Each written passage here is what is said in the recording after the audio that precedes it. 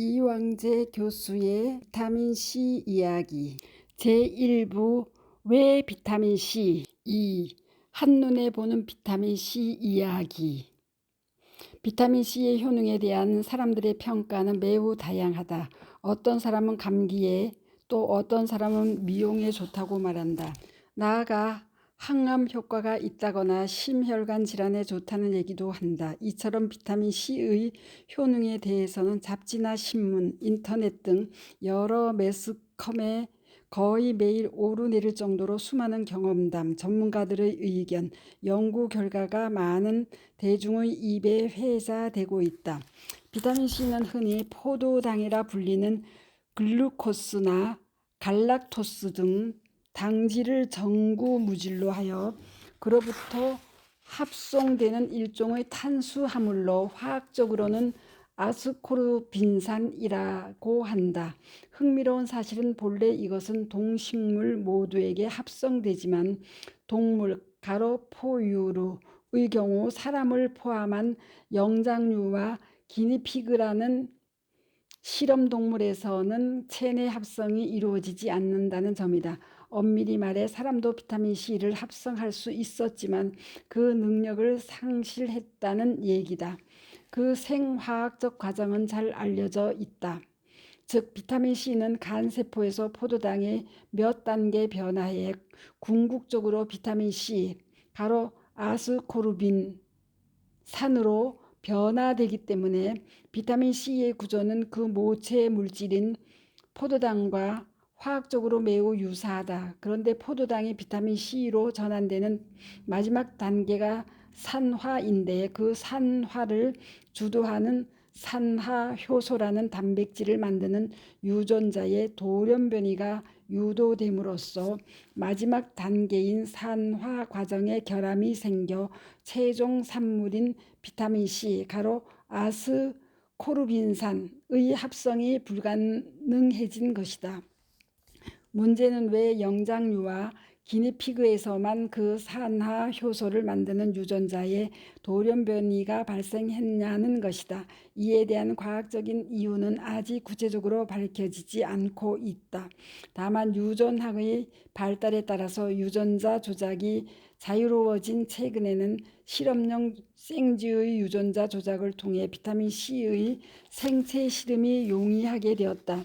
이는 포도당이 비타민C로 전환되는 마지막 단계에 관여하는 산화효소를 합성 가능케 하는 유전자를 인공적으로 돌연변이시킨 사람과 똑같이 생체에서 비타민C를 스스로 합성할 수 없는 생쥐가 실험적으로 만들어졌기 때문이다. 즉 종래에는 생쥐를 이용하여 비타민C 효능에 대한 생체 실험을 하는데 어려움이 많았다. 왜냐하면 생쥐는 자기 몸에서 비타민C를 필요한 대로 스스로 만들어내기에 결핍의 증거를 얻을 수 없어서이다. 사람처럼 비타민C가 결핍되어야 충분한 양의 비타민C를 복용케 함으로써 복용하지 않아 결핍 상태에 있는 동물과의 효능 차이를 생생하게 비교할 수 있기 때문이다. 그 이유를 알 수 없지만 어쨌든 인간은 비타민C가 결핍되면 계혈병이 발생하는 데에 신체가 전체적으로 허약해지고 피부에 점상출혈이나 반상출혈이 나타날 수 있다. 그뿐 아니라 잇몸출혈과 골막하출혈 등이 나타나고 어린이의 경우 뼈 발육에 이상이 생기기도 한다. 심지어 비타민C의 결핍을 그대로 방치하면 죽음에 이르게 한다. 비타민C의 중요한 생화학적 특성은 비타민 A, D, E, K 등이 지용성인 것과 달리 수용성이라는 것이다. 특히 황산화제 비타민으로 알려진 비타민 A, C, E, 베타카로틴 중에서 오직 비타민 C만 수용성인 점에 주목해야 한다. 그 이유는 무엇일까? 그것은 비타민 C가 그 화학적 특성상 화재가 만드는 부작용을 해결하는 해결사 노릇을 해야 하기 때문이다. 해결사로 뛰려면 비타민 C는 신체의 각 부위를 빠른 속도로 다닐 수 있는 수용성의 성격을 띨 수밖에 없다. 황산화재가 만드는 부작용이란 무엇일까? 생화학적으로 볼 때 황산화재는 전자를 공유하는 물질이다. 흥미롭게도 전자를 공유하고 나서 그 물질은 독성을 나타내는 물질인 라디칼의 형태를 띠게 된다. 대표적인 황산화 비타민인 비타민 E의 예를 들어보자. 우리가 건강을 위해 흔히 복용하는 비타민 E의 화학 명칭은 알파 토코페롤인데 그 황산화 능력은 비타민 C보다 훨씬 강력한 것으로 알려져 있다. 특히 동맥경화의 중요 요건인 지질, 콜레스테롤의 산화를 막아주는 능력이 대단히 뛰어난데 이 물질은 황산화라는 좋은 기능을 수행한 후 즉시 알파 토코페록실 라디칼이라는 산화 촉진제로 변환되면서 인체의 독성을 나타낸다. 다행스럽게 이 물질이 인체의 독성을 나타내기 전에 아주 빠른 시간 안에 원래의 비타민 E로 재생이 되는데 그 재생의 과정에 비타민 C가 필연적인 역할을 한다. 뒤집어 이야기하면 비타민 C가 부족한 상태에서 비타민 E만 복용하면 비타민 E 복용이 오히려 인체를 상하게 할 수 있음을 의미하는 것이다. 한편 비타민 C가 강력한 황산화제가 아니라 이상적인 황산화제라는 점도 중요한데 비타민 C는 다른 황산화제와 달리 황산화 기능 후 라디칼로 변하지만 독성이 거의 없는 것으로 알려져 있다. 실제 임상적으로도 비타민 C 과다 사용에 따른 의미 있는 부작용은 보고된 것이 없다. 이런 이유로 사람들은 다양한 방법으로 비타민 C를 섭취하고 있다. 대표적인 황산화제인 비타민 C는 생체 내에서 세 종류의 형태로 존재한다. 1. 환원형 비타민 C 2. 아스코르빌 라디칼 비타민 C 라디칼 3. 산화형 비타민 C 흔히 우리가 섭취하는 비타민 C는 환원형 비타민 C L-아스코르빈산이다. 일단 전자 한 분자를 주면서 황산화 기능을 한 후 비타민 C 라디칼이 되지만 독성이 없다. 한 번 더 전자를 공유하며 산화형 비타민 C가 된다. 쉽게 설명하면 다른 황산화제와 달리 비타민 C는 두 단계의 황산화 기능을 거친다는 말이다. 인간의 혈중에 존재하는 비타민 C는 98% 정도가 환원형이고 약 2% 정도가 산화형으로 알려져 있으며 라디칼 상태는 매우 짧은 시간 존재하기 때문에 실제로 혈중에는 존재하지 않는다. 비타민 C의 기능을 알려면 이 물질의 흡수에 관한 지식이 필요하다. 비타민 C의 흡수에 관하여는 수용체는 두 종류가 존재하는데 환원형 비타민 C의 흡수에는 나토륨 의존성 수용체가 담당하고 여기에는 1형과 2형이 존재한다. 1형은 비타민 C를 대량으로 흡수하는 곳, 즉 작은 창자 소장에 가장 많이 분포하고 2형은 장기별로 전혀 다른 분포 양상을 나타낸다. 산화형 비타민 C의 흡수에는 포도당 수용체가 담당한다. 실제 소화관에서의 흡수에 관한 내용을 살펴보면 100mg 정도의 소량의 비타민 C의 경우는 12지장이나 회장의 상부에서 SVCT/E를 통해 즉시 흡수되는 것으로 알려져 있다. 그러나 1000mg이 넘는 양은 섭취했을 때에는 제한적으로 흡수되어 그 흡수 비율이 절반에 미치지 못하는 것으로 알려져 있다. 필자의 오랜 경험과 관찰에 의하면 1000mg 넘는 비타민 C를 오랜 기간 섭취하면 소장에서의 SVCT/E의 발현이 유도되어 점차 흡수량이 늘어나는 것을 알 수 있다. 그럼에도 아직 이 부분에 대해서는 좀 더 많은 연구가 필요하고 다량의 비타민 C를 섭취했을 때 흡수되지 않은 비타민 C가 대장에 미치는 영향도 주목할 만하다. 흡수되지 않은 비타민 C는 대장 속에 있는 대장균의 성상을 변화시켜 대장 건강에 커다란 영향을 미치기 때문에 다른 물질과 달리 소장에서 제한된 흡수 양상을 보이는 비타민 C만의 독특한 특성으로 파악된다. 예를 들어 다량의 비타민 C를 섭취한 후 한두 달이 지나면 대변에서 독한 냄새가 사라지게 된다.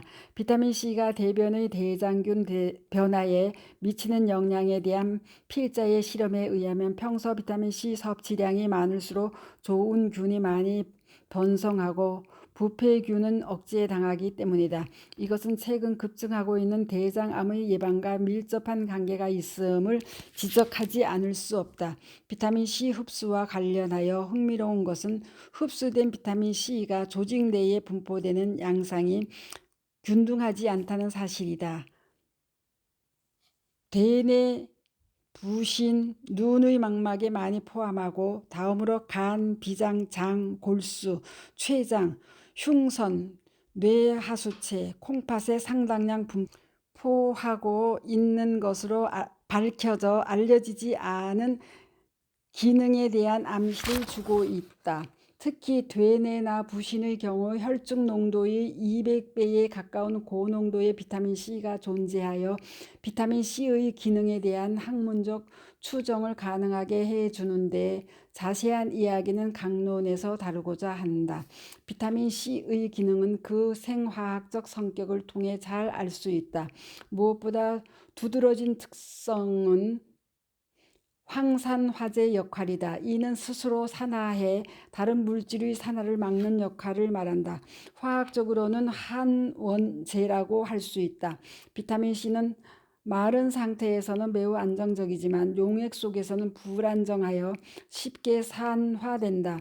열이나 빛에 약해 조리 과정에서 손실되기 쉽고 심지어 형광 등 빛에 의해서도 쉽게 산화되어 그 기능을 잃는 것으로 알려져 있다. 황산화제 기능 외에도 비타민 C는 생체 내에서 8가지 효소의 조효소 역할을 하는 것으로 밝혀졌다. 가장 대표적으로 콜라겐이라는 단백질을 생합성하는 데 조효소로서 중요한 역할을 한다. 이 단백질은 인체 거의 모든 부분에 존재하지만 그 중에서도 결합 조직에 많이 존재하는 것으로 알려져 있다. 따라서 상처가 났을 때 빠른 치유를 위해 비타민 C를 많이 섭취하라는 것은 지금까지는 물론 앞으로도 유효한 사실이 될 것으로 믿는다.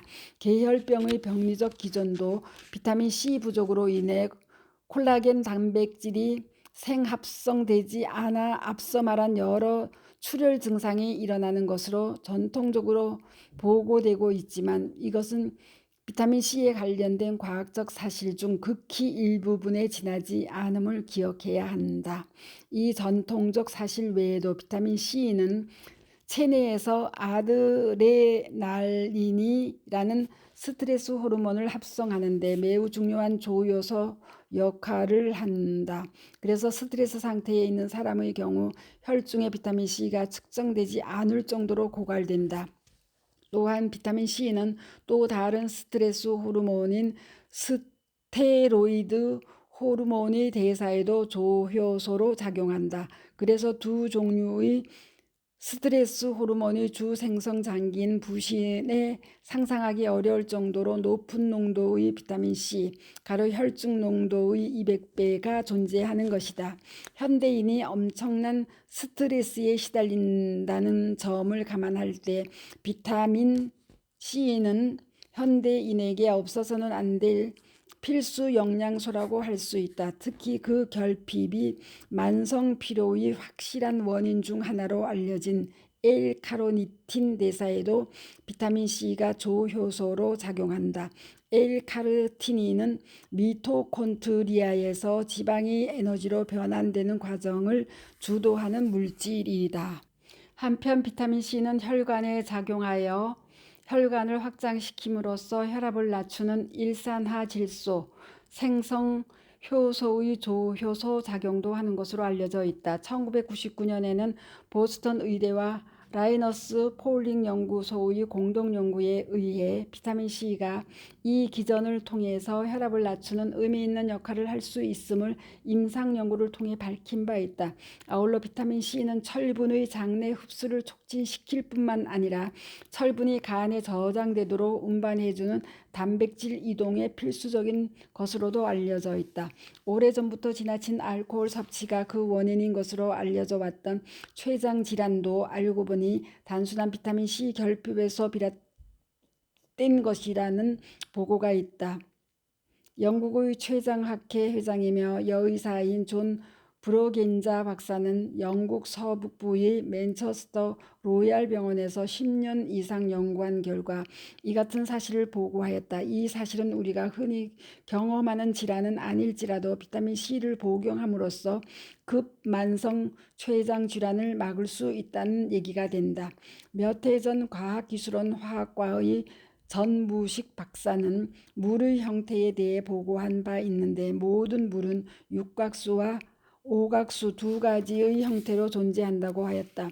수돗물과 같이 일상적인 물은 오각수의 형태이고 인체 혹은 생체를 구성하고 있는 물은 육각수이므로 가급적 육각수 형태의 물을 마시는 것이 건강에 좋다는 것이다. 이어 오각수가 육각수로 변하는 데 필요한 조건 중 하나가 비타민 C라는 발표다.